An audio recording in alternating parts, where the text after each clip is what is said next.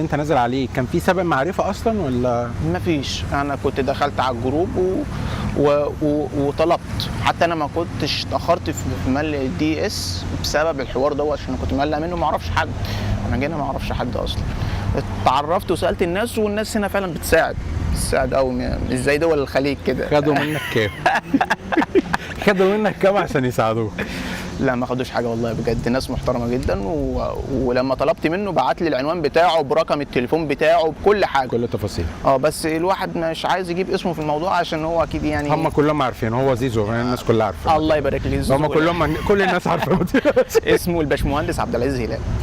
في نحط رقم التليفون والعنوان برضه عشان 571. طيب بص، انت خلصت المقابله، ايه احساسك طب لما قالت لك مبروك؟ مش مصدق. انا لما دخلت امريكا بعدها بشهر مش مصدق انا اصلا موجود في امريكا. تمام. اصلا انا كنت مخطط ان انا كنت اسافر دوله اوروبيه، لان كان واحد من قرايبي كان هناك، فكنت مخطط لكده، عشان كنت مخطط ان انا مش ان انا اسافر، عشان انا كنت في مصر شغال في كذا حاجه مش كنت مستمر في شغلانه معينه.